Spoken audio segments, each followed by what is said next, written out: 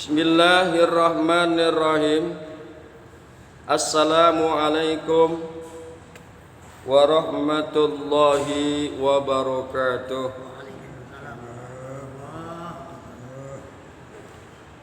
Faslun, ini suatu fasal. Wal muqarru bihi darbani, dan muqarbih itu ada dua macam. Muqarbih itu maksudnya adalah yang diikrarkan, dan yang diikrarkan itu ada dua macam. Haqqullahi ta'ala, yang pertama hak Allah ta'ala, wa haqqul adami, dan yang kedua hak kemanusiaan, hak bangsa Adam, hak manusia. Fahaqqullahi ta'ala yasihu ruju'i fihi anil ikrari bihi. Maka hak Allah Ta'ala itu yasihur ruju' fihi anil ikrari bihi. Hak Allah Ta'ala sah menarik kembali padanya dari ikrar bihi, dari ikrar dengan hak Allah. Jadi hak Allah itu bisa ditarik kembali, ya. Wa haqqul adami, dan hak Adam, hak kemanusiaan, la yasihur ruju'u fihi anil ikrari bihi, tidak sah menarik kembali padanya dari ikrar dengan hak kemanusiaan, hak adami.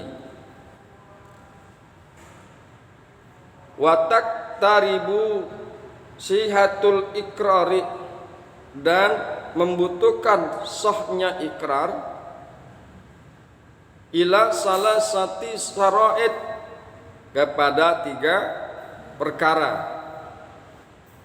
Al-bulughu, yang pertama baligh, yang pertama baligh. Wal aqlu, dan yang kedua berakal. Wal ikhtiyaru, yang ketiga, dan yang kemudian kemauan sendiri, pilihan sendiri. Wa in kana bimalin, dan jika ada ikrar itu dengan harta, jika ada ikrar itu dengan harta, tubira fihi syartur rabi', maka diperhitungkan padanya syarat keempat, wa huwa ar-rusdu, yaitu ar-rusdu, ya.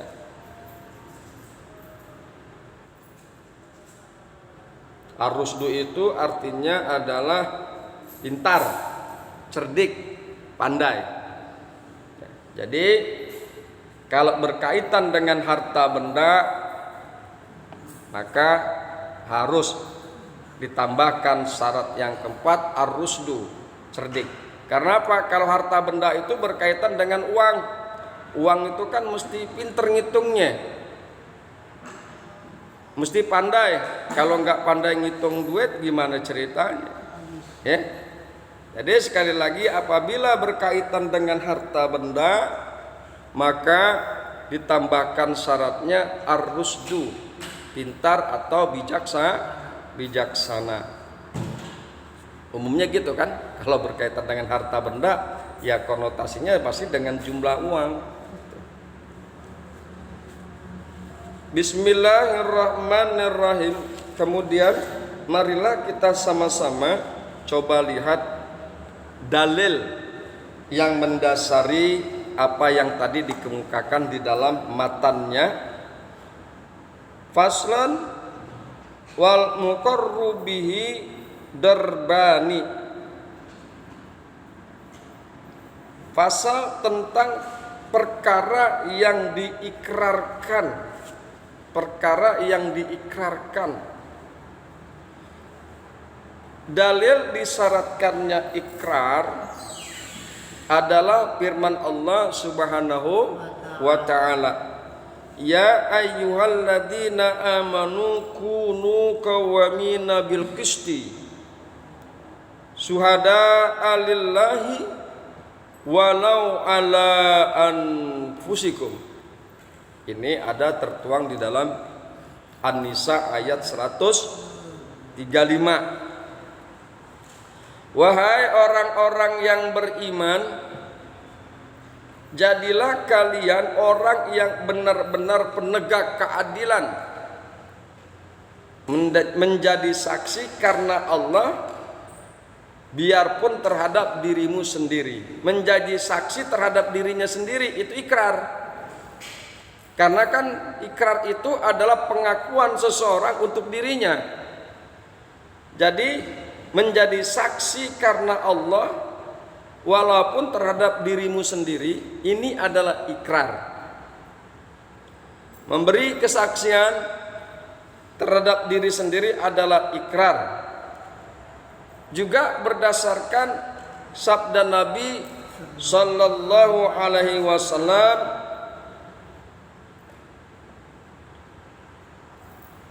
Ubduya unaisu ala imro'ati haza fa ini tarafat farjumha fagodan alaiha fa tarafat fa amara biha Rasulullah sallallahu alaihi wasallam farujimat.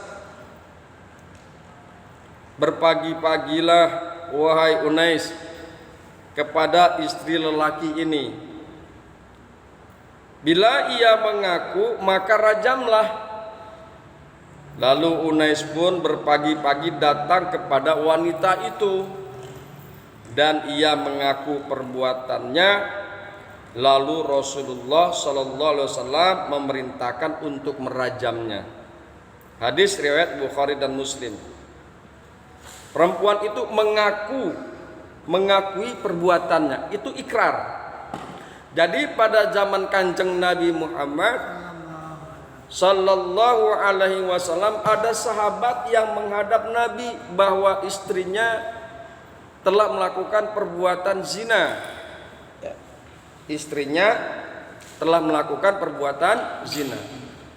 Tuduhan terhadap zina itu harus ada 4 saksi. Harus ada 4 saksi. Dan 4 saksi itu melihat laksana benang masuk ke lubang jarum, atau melihat laksana timba masuk ke dalam sumur. Artinya masuk begituannya. 4-empatnya harus melihat.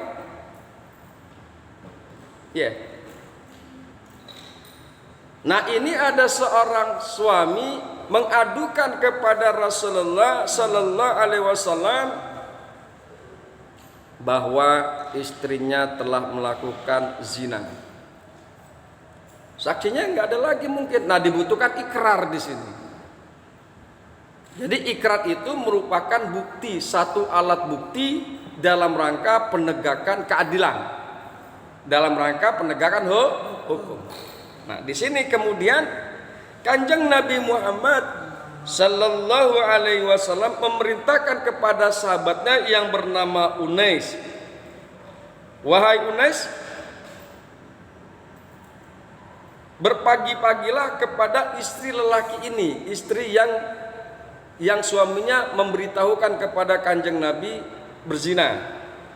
Berpagi-pagilah wahai Unais kepada istri lelaki ini. Bila ia mengaku maka rajamlah. Lalu Unais pun berpagi-pagi datang kepada wanita itu dan ia mengakui perbuatannya, dan wanita itu berikrar mengakui bahwasanya dia telah melakukan zina. Lalu Rasulullah sallallahu alaihi wasallam memerintahkannya untuk merajam perempuan tersebut. Hadis riwayat Bukhari dan Muslim.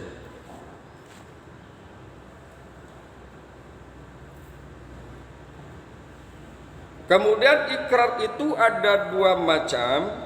Yang pertama hak Allah, hakullahi ta'ala. Yang pertama hak Allah Ta'ala. Wa hakul adami, yang kedua hak adami, hak bangsa kemanusiaan, hak kemanusiaan. Fahakullahi ta'ala, maka hak Allah Ta'ala yasihur ruju'i bihi anil ikrari bih, sah menarik kembali daripada ikrar dengan hak Allah Ta'ala.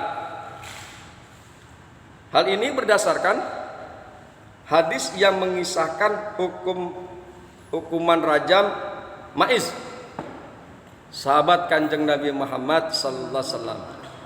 Maiz radhiyallahu anhu, bahwa ketika ia telah merasakan sentuhan lemparan batu kemudian lari, maka orang-orang pun mengejarnya dan merajamnya. Perihal itu disampaikan kepada Rasulullah sallallahu alaihi wasallam. Kemudian beliau bersabda, "Hala taraktumuhu?" Kenapa kalian tidak meninggalkannya saja? Hadis riwayat Bukhari, Muslim dan At-Tirmidzi. Jadi Maiz radhiyallahu anhu ini mengadu kepada Rasulullah, "Wahai Rasulullah, aku telah melakukan perbuatan yang keji. Tolong bersihkan aku." Ya, itu tidak sampai di situ saja. Ya. Kemudian Rasulullah menolak secara halus. Sampai 4 kali. "Wahai Rasulullah, bersihkanlah aku." Ditolak lagi Rasulullah. Kemudian balik lagi, ceritanya seperti itu. Kita ambil singkatnya saja. 4 kali sampai bahwa si Maiz ini melakukan perbuatan zina. Ya. Singkatnya, maka Kanjeng Nabi Muhammad SAW memerintahkan kepada para sahabat yang lain untuk merajam Maiz radhiyallahu anhu. Ketika Maiz sudah dimasukkan ke dalam, kalau di rajam itu kan digali lubang terus tubuhnya diuruk setengah dada, ya, dilemparin batu. Ketika Maiz dirajam dan dilemparkan batu oleh masyarakat yang ada saat itu dan ditonton oleh khalayak ramai, dilemparkan batu kepada tubuhnya Maiz. Maiz merasa kesakitan, kemudian dia lari kabur, dikejar oleh sahabat yang lain, masyarakat saat itu, orang-orang mengejar Maiz. Dan didapatkan Maiz pada satu tempat, kemudian dirajam kembali sampai Maiz meninggalkan dunia. Hal ini diadukan kepada Kanjeng Nabi Muhammad. Makanya keluar dari Kanjeng Nabi Muhammad sabdanya, "Halla taraktumuhu."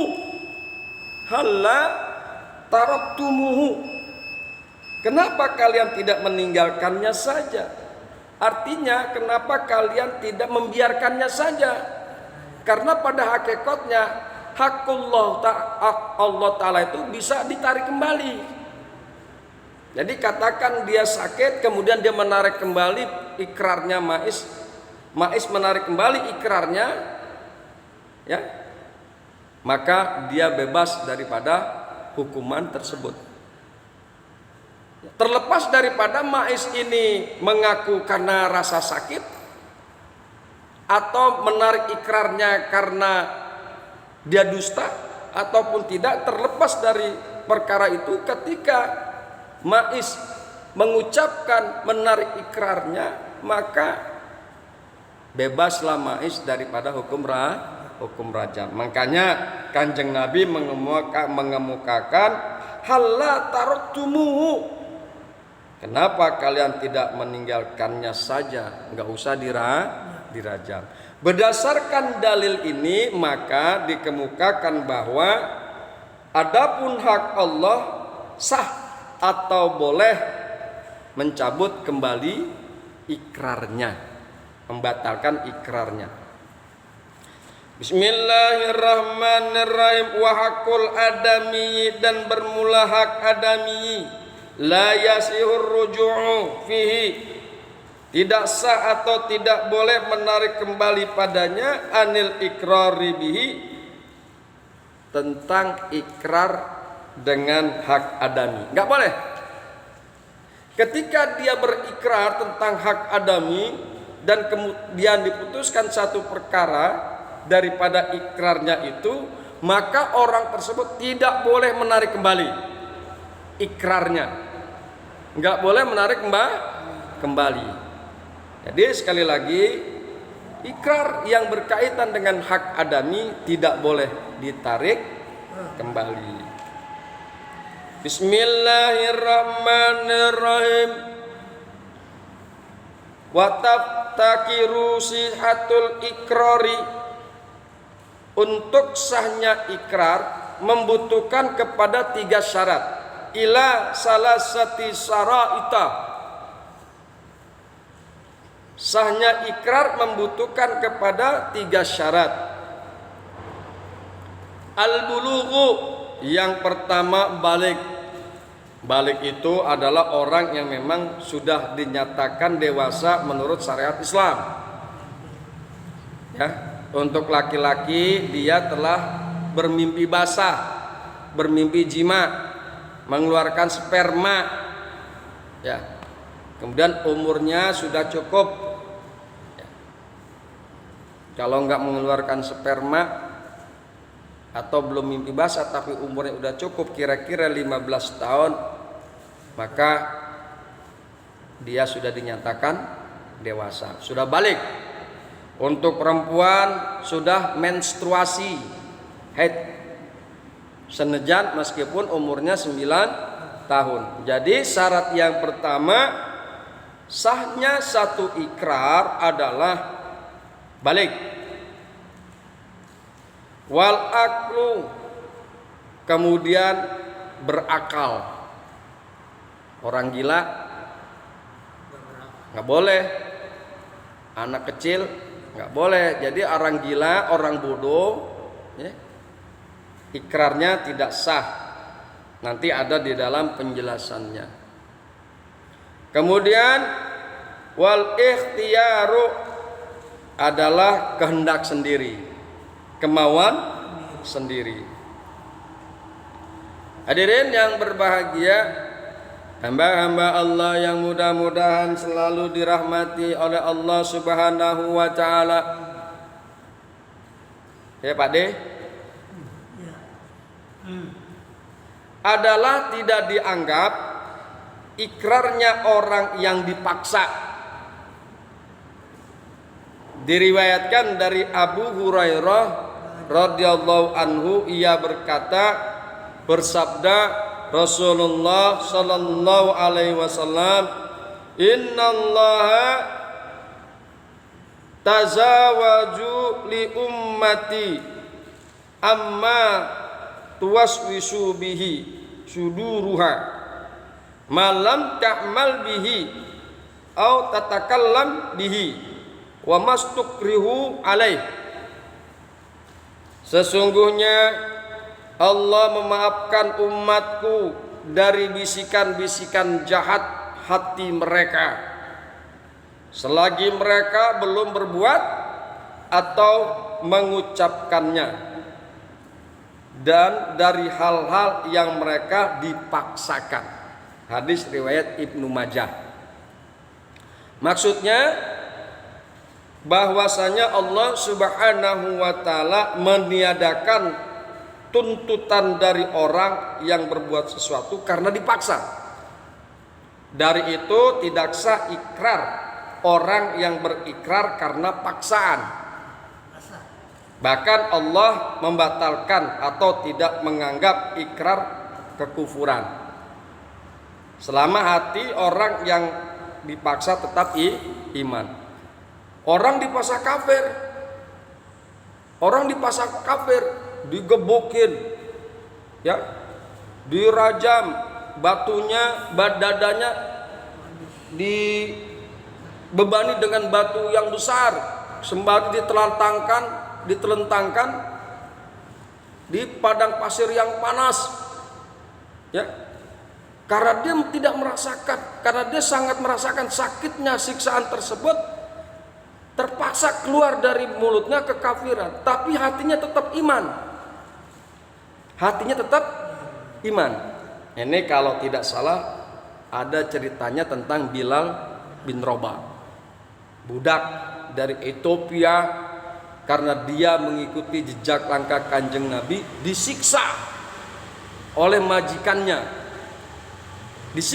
majikannya dengan cara seperti itu, dipukuli, kemudian dia ditelentangkan di padang pasir yang panas, pada tengah hari yang panas, ditimpakan ke dalam dada, di atas dadanya batu yang besar. Kemudian beliau disuruh untuk keluar dari Islam, untuk menjadi kafir. Karena merasakan siksa yang sangat luar biasa, maka dia terpaksa mengucapkan kekufuran. Yang demikian ini tidak dihitung oleh Allah. Karena Pak Bilal bin Rabah tetap hatinya dalam keadaan iman. Ya, jadi ikrar itu tidak boleh dipaksa. Tidak boleh ada penekanan atau pemaksaan terhadap seseorang agar seseorang itu melakukan ikrar. Makanya dikemukakan syaratnya ada wal ikhtiyaru, yaitu dia berkehendak sendiri. Firman Allah Ta'ala, ila man ukriha wa qalbuhu mutmainnun bil iman, kecuali orang yang dipaksa kafir padahal hatinya tetap tenang dalam beriman, maka apabila dengan ikrar-ikrar yang lain tidak dianggapnya ikrar. Ya, An-Nahl ayat 106. Ya, orang dipaksa kafir padahal hatinya tetap tenang dalam beriman, maka ikrar tentang kekafirannya tidak diterima oleh Allah Subhanahu wa taala, karena orang tersebut dipaksa untuk ikrar. Tadi kita sudah kemukakan contohnya adalah yang terjadi pada Bilal bin Rabah. Hadirin yang berbahagia, hamba-hamba Allah yang mudah-mudahan selalu dirahmati oleh Allah Subhanahu wa taala. Wa in kana bimalin, kalau keadaan ikrarnya mengenai harta, ya, bimalin dengan harta, tubi rofihi sartun rabi'un, maka dibutuhkan syarat yang keempat, yaitu ar-rusdu, cerdik atau mengerti. Sekali lagi karena ini berkaitan dengan keuangan, harta benda. Terus ada pertanyaan nih, masalah yang dipaksa. Kan kita sering mendapatkan seseorang, ya, yang dipukul oleh kepolisian misalnya untuk mengakui akan satu tindakan yang dianggap kriminal, katakan. Jika memang si polisi ini tujuannya adalah memaksa memukul orang tersebut, tujuannya adalah agar orang ini mengakui perbuatan yang dia lakukan, itu sah-sah saja. Mengakui perbuatan yang memang dilakukan. Orang kan mencuri, kadang-kadang dia kagak mau ngaku, padahal udah jelas-jelas udah nyolong, kan gitu. Mencuri kemudian ditangkap polisi dan orang menyaksikan bahwa dia mencuri, kagak mengaku juga. Kamu mencuri ya? Menang baik, diam aja. Kamu mencuri ya? Diam aja. Kemudian untuk keluar satu ikrar yang memang dia lakukan, kemudian si penjahat ini dipukul oleh si polisi. Tapi tujuan pemukulannya ini memang adalah untuk mengakui kebenaran yang dilakukan si pencuri, itu sah-sah saja. Tapi jika terjadi pemukulan ya atau penyiksaan terhadap seseorang untuk mengakui satu perbuatan yang dia tidak lakukan, itu enggak sah, haram hukumnya. Ya, sudah jelas-jelas dia tidak melakukan perbuatan kriminal. Sudah jelas-jelas dia tidak melakukan perbuatan kriminal. Tapi sang polisi ini bagaimana caranya? Dia harus mengakui perbuatan yang sebenarnya dia tidak lakukan. Dipukul, digebukin dan lain sebagainya, sehingga terpaksa dia berikrar untuk mengakui perbuatan yang dia tidak lakukan. Maka haram hukumnya, tidak sah ikrarnya. Jadi ikrar sekali lagi adalah tidak boleh dipaksa. Tidak boleh dipaksa, apalagi dipaksa untuk mengakui satu perbuatan yang tidak dilakukan. Hadirin yang berbahagia, hamba-hamba Allah yang mudah-mudahan selalu dirahmati oleh Allah Subhanahu wa taala. Demikian dalil-dalil yang bisa kita kemukakan. Insyaallah nanti atau besok atau lusa kita akan membahas masalah syarahnya, masalah penjelasannya. Mudah-mudahan bermanfaat.